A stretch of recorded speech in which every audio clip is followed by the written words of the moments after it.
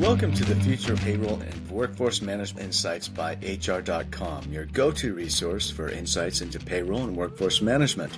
From navigating compliance and technology trends to exploring the latest in global payroll solutions, we're here to keep you ahead of the curve. Join us as we dive into the forces reshaping payroll and share practical strategies to optimize your workforce management. Let's get started. Well, welcome everybody to the latest episode of Future of Payroll and Workforce Management, a podcast here at HR.com, where I am executive community leader of the Future of Payroll, and I do several other things here.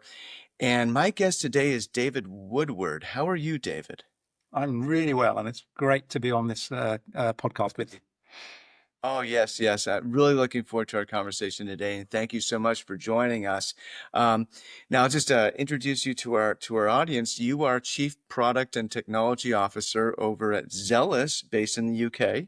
And we have some interesting things to talk about today around real-time payroll. But first, as I like to ask all of my guests, what drew you to HCM? What gets you fired up, galvanizes you on a day-to-day basis? What's your North Star when it comes to the world of work?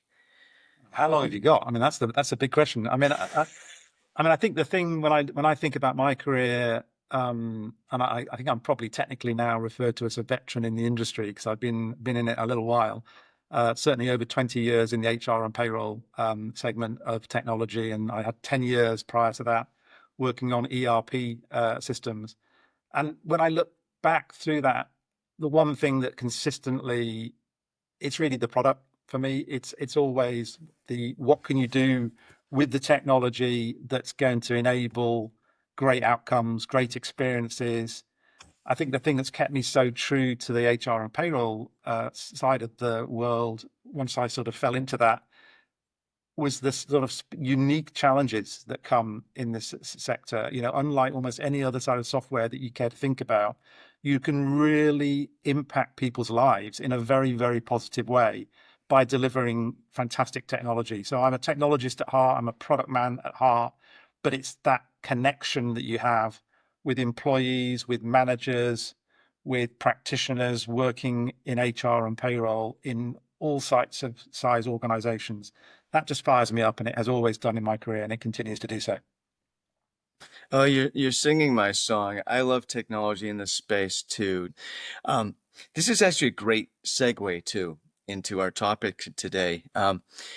It's real-time payroll. We're going to talk about it, the benefits of it. I've been hearing about real-time payroll for a long time. It seems to evolved into sort of matured into its sort of adult meaning, I think, or it's fully grown meaning, if you will, right? So maybe we can start with what is real-time payroll, David? No, it's a good question. And I don't think there's necessarily a dictionary definition for these things. It's more of an industry label, and not all vendors perhaps have exactly the same definition either.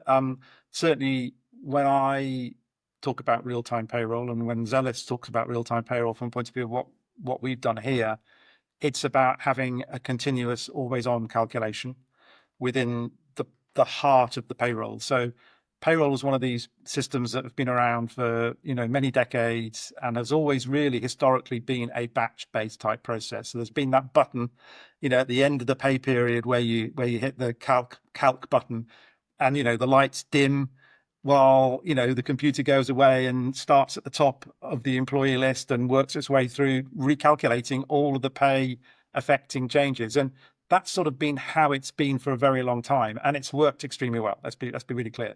So really, with the introduction of cloud compute and elastic compute technology, where there's just infinitely more available computation than previously, the opportunity really to go to this always-on calculation has been obviously very real. And so what does that mean, to the non-technical people? It means that whenever anything changes for any employee that might affect their ultimate net pay at the end of that pay period, the system does that the moment it knows about that change.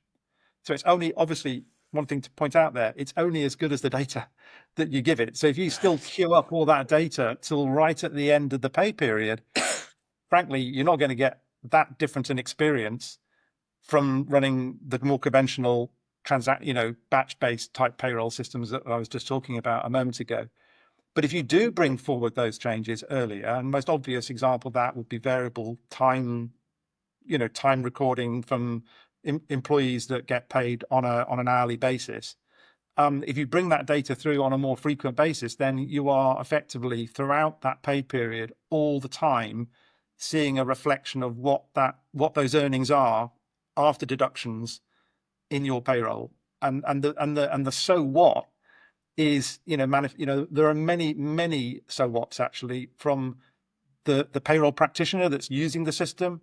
They get to see that information the moment they put in any variable change that might affect that pay, and that improves quality, because if they make an extra hit the naught, the zero key one too many times, and put in the wrong value, they're going to see the impact of that right in front of them, rather than something they might have to pick up as an error right at the back end of the process. And it's one of these things where you're effectively lefting the process to the left rather than leaving it to the last minute. And I think when you think about nearly all processes, it's always better to pick up those errors earlier in the cycle rather than late on, because you've got more time.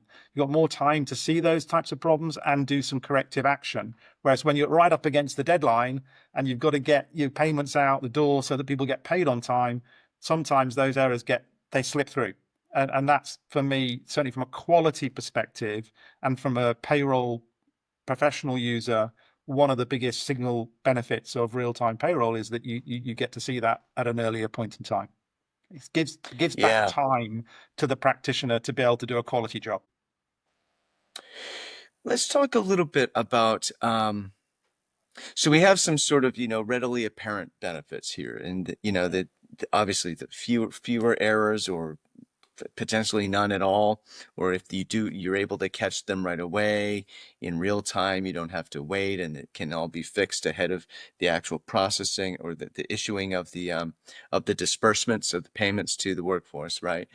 And then you have that sort of visceral impact on the employee experience, or the elimination of the viscerally negative impact on the employee experience by with that's caused by problems with payroll, with the actual pay, right?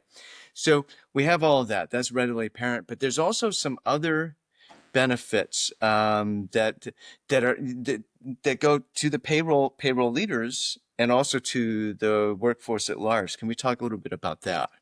Well, I'll take those in two, if I may. So still just building on some of the benefits more from the employer perspective. One of the things that we see is that people change where their cutoff is, because you're giving back time and you don't need to leave so much time for all that checking, because you've been doing it throughout the whole process. So we've seen many of our customers move the point where they cut off their payroll to much later in the cycle. And with different banking systems, obviously the banking systems are changing as well and becoming a lot more real time. Certainly in the UK they are.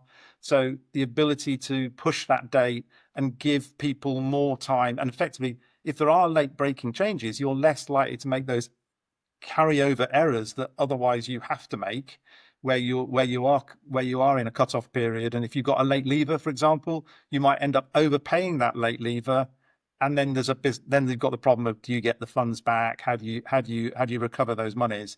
Especially if they're a leaver, they're perhaps less inclined to do that. Whereas again, if you're able to leave that to the very much later point in the payroll period, those types of errors and those sorts of costs do change. The other thing we see, again, this is probably a benefit for both the employee and the employer, is the ability to issue draft pay slips. And that's a concept not every employer perhaps considers or even would want to do. But those that I know that do it, they absolutely swear by it, because it allows effectively that relationship between the employer and the employee to be, it's almost like a pact, because you're saying, look, this is what your pay is going to be. If you can see things that aren't right with this, let us know. And then that gives us time to correct it before it's too late. So again, you really couldn't do that it's a much harder thing to do with call it a conventional payroll, but with a real-time payroll, that capability becomes a lot more real. And then So those are sort of, I'd say, very, very tangible and quite near-term benefits. But if you start thinking further out, the most logical extension of real-time payroll is real-time pay. And that's when you're starting to really change the whole model that we've all become acclimatized to. It's an interesting one. I think it's slightly less prevalent in the US, where I think probably it's more common to be paid every 2 weeks. It's probably the most common frequency of pay. In the UK, there was broadly split between weekly pay, usually for hourly paid workers, and monthly paid for salary-based workers. That was sort of the norm 20 years ago, something like that. What we've seen over that time has been really a strong shift towards monthly pay, mostly in the interests of the employer, because from a cash flow perspective, that obviously suits the employer. You're hanging on to your money longer. And obviously, from an admin perspective, it's less admin because you're not having to run on that treadmill of running a payroll every week. Real-time payroll has the opportunity to turn that upside down. And because candidly, moving to monthly pay doesn't really have many interests of the employer at heart. Whereas if you go to a real-time payroll, you've got at least the opportunity to make monies available whenever you want, quite frankly, subject to cash flow.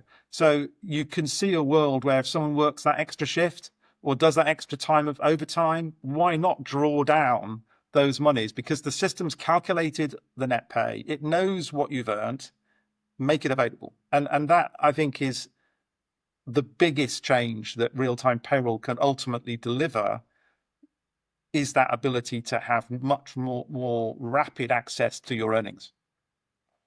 Yeah, now that's interesting.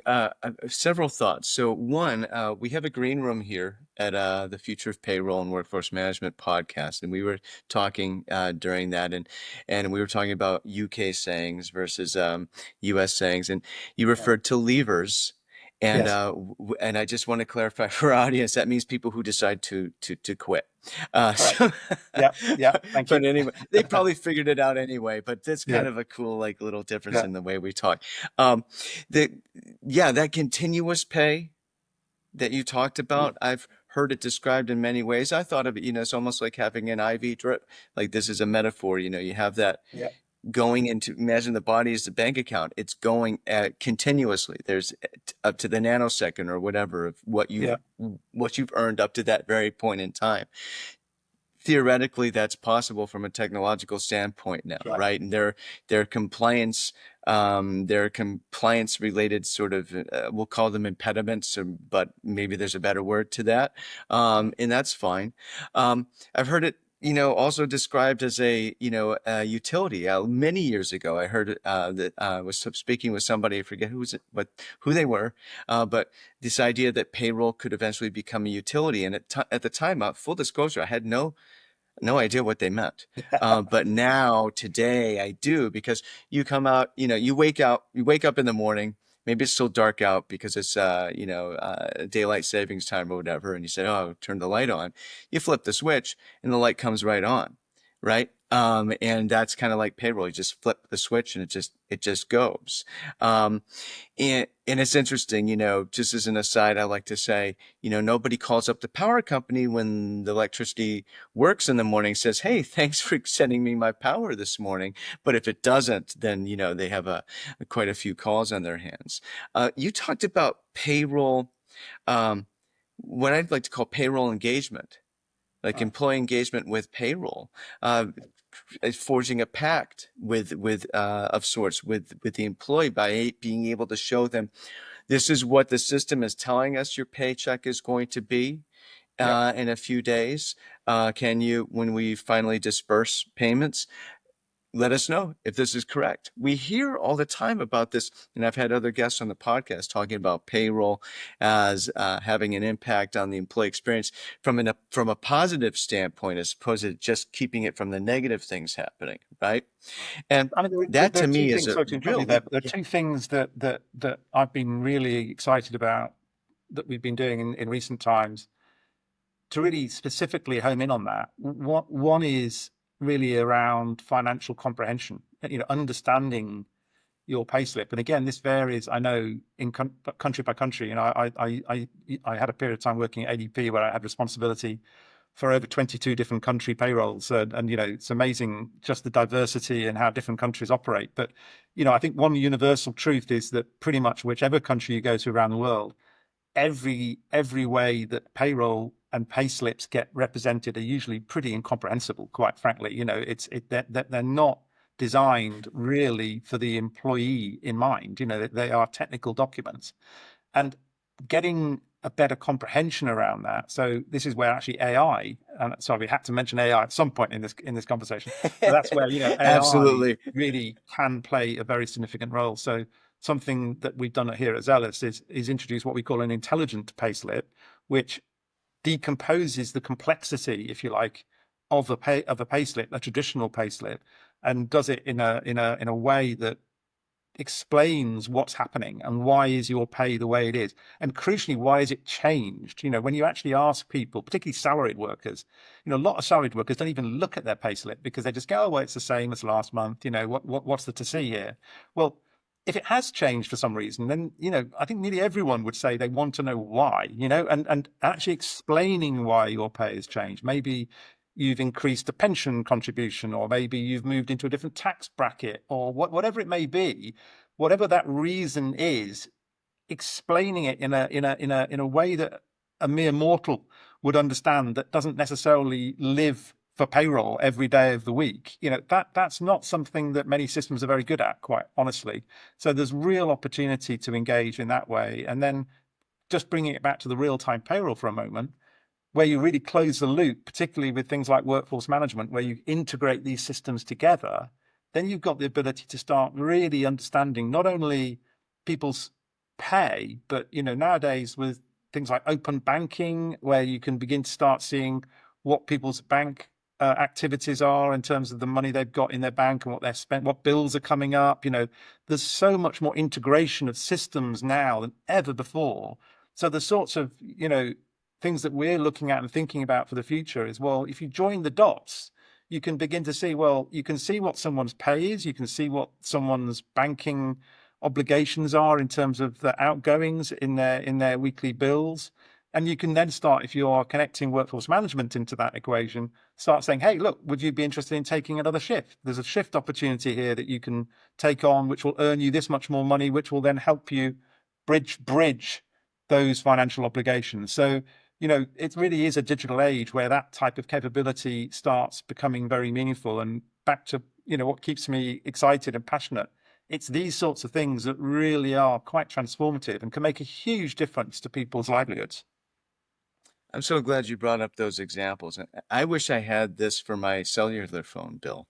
By the Yeah, way, yeah, same sort of, and it's funny, mere using AI to sort of explain things to mere mortals. So there's a little bit of a little bit of amusing humor in there as well. But you're absolutely correct. There's an implicit sort of default positive impact on financial wellness for employees, which is a big sort of growing area of interest within HR departments and payroll to help, drive the employee experience. You're able to have a real impact on that, not just posting some information. Oh, here's what you can do for to improve your credit and all that kind of stuff, which is all helpful. But doing something because you have real time payroll, you're able to offer essentially an earned wage access on time. Excuse me, on demand payroll payment that's tied to, well, you can do that too, but also, like you said, offering an additional shift to somebody that's overtime so that they can kind of get over the hump before they get to their next pay disbursement. exactly. Yeah, I think it's for me one of the most exciting times right now. With the combination of the opportunity that AI might bring across both payroll, but also the whole of the HR and workforce management space. It's almost limitless, actually, where that goes. And I think there's obviously some people still that probably perhaps look at it and are a bit fearful, and maybe because it's perhaps less familiar to people. But the closer you get to the technology, the more you start to see just the value that it can bring. And this sort of assistive type approach for me is where AI is going to really make a difference to our lives. It's not about replacing anything. It's about just being an assistant. And I think about it in the sense of, if everyone were fortunate enough to have an amazing executive assistant supporting them in their work day. Not everyone obviously has that benefit, but actually with AI, why not? You don't actually need an EA as such, but an equivalent of that in an AI context can actually be looking proactively at what's coming up for you in your working life and support you in that. If you're a manager, it can maybe take a simple, maybe slightly trivial example. If it sees that one of your team is having a birthday coming up in the next week, it can proactively prompt you to say, that's what's happening. Would you like to send a nice little email? Here's an example of one you might want to use, but you can obviously edit it to send, wishing them all the best for their birthday. It's a simple and rather trivial example, but it just shows that, to do that today isn't something that most systems would do easily, or you'd have to go looking for something like that. Whereas in the future, these sort of more proactive type of more conversational style that you can now have with a Gen AI type assistant is really very real. It's on our doorstep, and I think it will just make for a more engaging experience for all people using and interacting with these sorts of systems. So if anyone out there is sort of fearful of what AI might bring, I would say embrace it, because it's coming, and it's actually going to be for the good if used in the right way. Yeah, very well put. Very well put. David, thank you so much for being a guest on the podcast. This has been a very fascinating No, it's been a conversation. pleasure. Thanks for tuning in to the Future of Workforce Management and Payroll Insights by HR.com. We hope today's episode brought you valuable insights and fresh perspectives on the future of payroll and workforce management. Be sure to check out more episodes and explore resources at HR.com/podcast. or wherever you listen to podcasts. Until next time, keep innovating and making a difference in the world of payroll and workforce management.